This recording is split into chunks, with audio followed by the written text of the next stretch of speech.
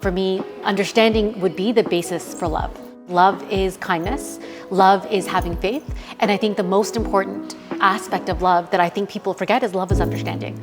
And I find a lot of times, especially in relationships, whether it's familial, whether it's friends, whether it's romantic, that notion of understanding is gone. So someone might say, oh, this guy didn't text me back, and they get all worked up and all this drama comes to the mind and they have no idea. They have no idea what's happened, and it's because they've lost that notion of understanding.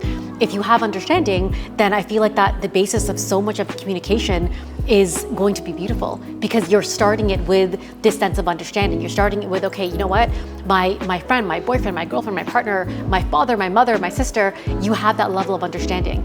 And if you go into a relationship with that love and understanding in your heart, communication is going to be better. When communication is better, that notion of love and that relationship will be so much better. For me, whatever I do, I want to put love into this. So I was just telling you that we opened a hotel yesterday, and everyone's talking to the team, and we're all talking to our team, and one person said, the most important thing here is our asset.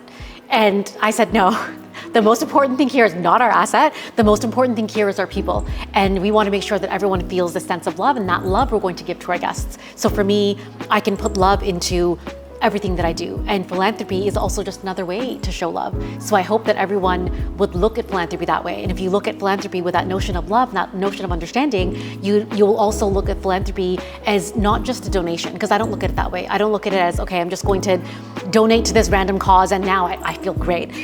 I want to be able to solve a problem. I want to be able to give other people, whether it's India, Egypt, Jamaica, we've done work in all parts of the world.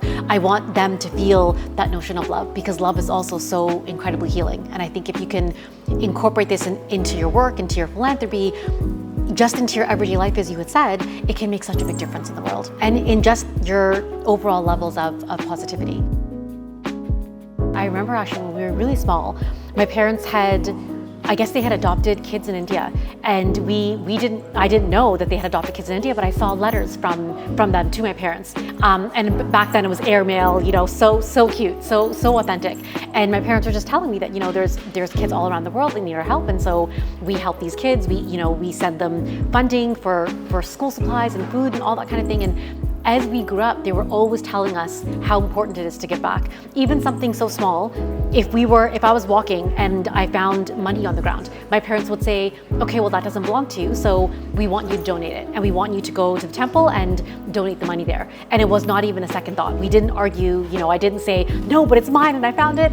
It's what felt right. So I think this notion of giving back my parents taught us this, from the beginning of time, essentially. They had started our foundation, I think the year that I was born, and then I ended up taking it over in 2020. So it was just philanthropy, I feel like, is just woven into who I am.